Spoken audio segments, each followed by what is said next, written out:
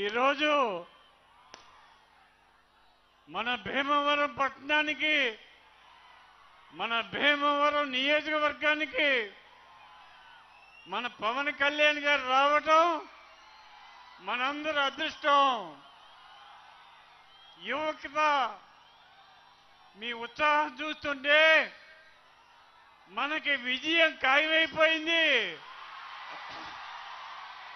మనకి విజయం ఖాయమైపోయింది. మనకి విజయం ఖాయమైపోయింది. పవన్ కళ్యాణ్ గారు ఆయన రాజకీయాల్లో నీతివంతమైన, నిజాయితీ అయిన, న్యాయంగా, ధర్మంగా పరిపాలించాలని రాజకీయాల్లోకి వచ్చారు. రాజకీయాల్లోకి నీతిగా పరిపాలించాలని వచ్చిన నాయకుడు మన పవన్ కళ్యాణ్ గారు. ఆరు ఆశయం ఒకటే, రౌడీయిజం ఉండకూడదు, గూండాయిజం ఉండకూడదు, దోపిడీలు ఉండకూడదు, నిజాయితీతో రాష్ట్రాన్ని పరిపాలించే నాయకుడు కావాలని ఆలోచన చేసి ఆ ఆలోచనతోటి ఆయన రాజకీయాల్లోకి వచ్చారు. నేను 10 సంవత్సరాలు శాసనసభ్యుడిగా చేశాను. 10 సంవత్సరాలు శాసనసభ్యుడు చేసినప్పుడు ఈ నియోజకవర్గాన్ని ఎంతో అభివృద్ధి చేశాను. 10 సంవత్సరాలు అభివృద్ధి చేసిన నేను ఇంకా రాజకీయాల నుంచి మానుకోవాలి, విశ్రాంతి తీసుకోవాలని అనుకున్నాను. కానీ పవన్ కళ్యాణ్ గారు వచ్చి మరలా నన్ను రాజకీయాల్లో తీసుకొచ్చారు. ఆయన నీతి, నిజాయితీ, న్యాయం, ధర్మం నన్ను ఆకట్టుకున్నాయి. ఇటువంటి నిజాయితీపరుడైన నాయకుడు భారతదేశంలో ఎవరూ లేరు, ఒక్క పవన్ కళ్యాణ్ గారు మాత్రమే. భారతదేశంలోనే కాదు, ప్రపంచం యావత్తు కూడా ఆయన ఎంక చూస్తుంది. ఆయన మంచి రాజ్యాన్ని తీసుకొస్తారు, మంచి రాజ్యాన్ని పరిపాలించేలాగా చేస్తారని చెప్పి ఆలోచనతో ఆయన నడుస్తున్నారు.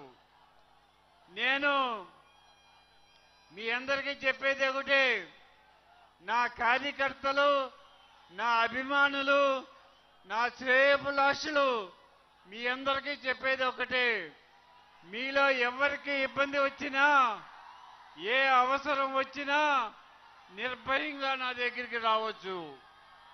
మీకు చిన్న ముళ్ళు గుచ్చుకున్నా నా నోటితో తీసేస్తాను.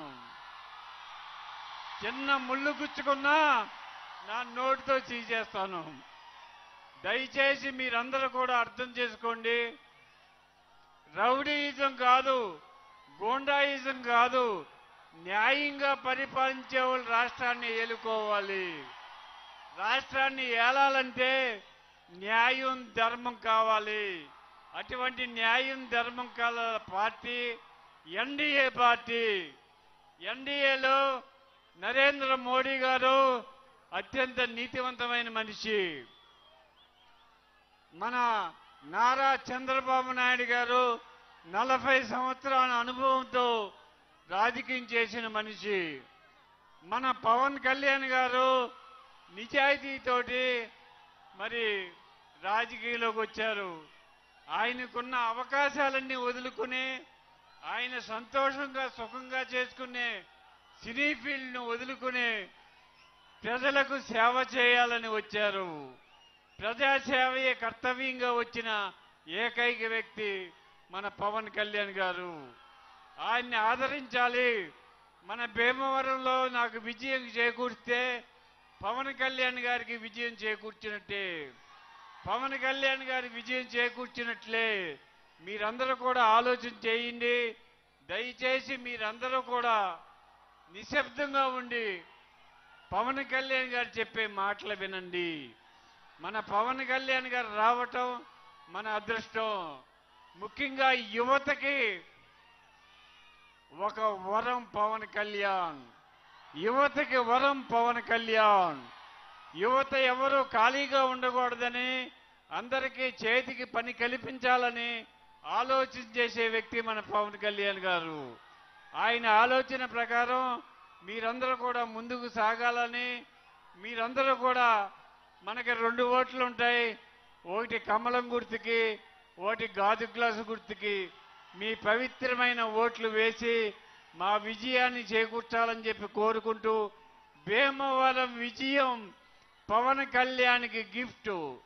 భీమవరం విజయం పవన్ కళ్యాణ్ గారికి గిఫ్ట్ ఇవ్వాల్సిన బాధ్యత మనందరి మీద ఉంది.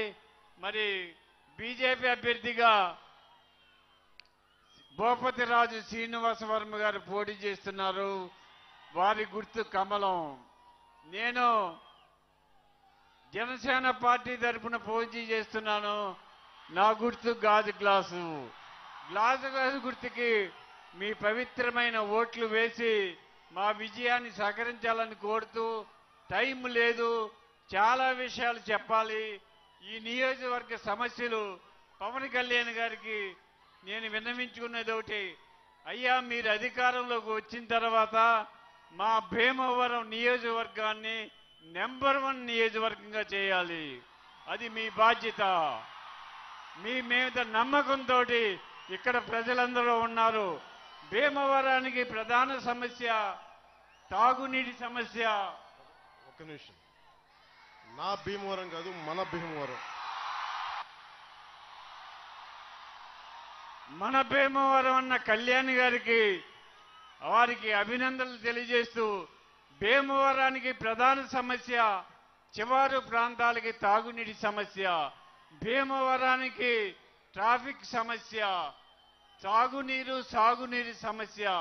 ఈ సమస్యలన్నీ కూడా పూర్తి చేస్తారని, మన భీమవరానికి శాశ్వతంగా డంపింగ్ యార్డ్ ఏర్పాటు చేస్తారని, మన భీమవరం అభివృద్ధి కోసం పవన్ కళ్యాణ్ గారు ప్రత్యేక శ్రద్ధ తీసుకొని చంద్రబాబు నాయుడు గారితో మాట్లాడి, నరేంద్ర మోడీ గారితో మాట్లాడి మా భీమవరాన్ని నెంబర్ 1 భీమవరంగా చేయాలి. మా భీమవరానికి మరొక ప్రధాన సమస్య ట్రాఫిక్ సమస్య. ట్రాఫిక్ సమస్య చాలా తీవ్రమైన సమస్య. ఈ సమస్య పరిష్కరించాలంటే భీమవరానికి మాస్టర్ రింగ్ రోడ్డు తీసుకురావాలి. భీమవరానికి మాస్టర్ రింగ్ రోడ్డు తీసుకురావాలి. దానికోసం తమరు కేంద్ర రాష్ట్ర ప్రభుత్వాలతో మాట్లాడి మా భీమవరానికి, మన భీమవరానికి మాస్టర్ రింగ్ రోడ్డు రావాలి. మన భీమవరం ఒక ఆక్వా హబ్గా ఏర్పడింది. భీమవరానికి ఒక ఆక్వా యూనివర్సిటీ కూడా తీసుకురావాలి. అలాగే భీమవరానికి ఒక ఎడ్యుకేషన్ హబ్గా తయారైంది. ఒక మెడికల్ కాలేజీ కూడా తీసుకురావాలని చెప్పి కోరుతూ, నాకు ఈ అవకాశం ఇచ్చిన మీ అందరికీ నమస్కరిస్తూ, మరి నా రాజకీయాలు మళ్ళీ ప్రారంభించిన పవన్ కళ్యాణ్ గారికి శిరస్సు వంచి నమస్కరిస్తూ సెలవు తీసుకుంటున్నాం. థ్యాంక్ యూ అండి అంజబాబు గారు.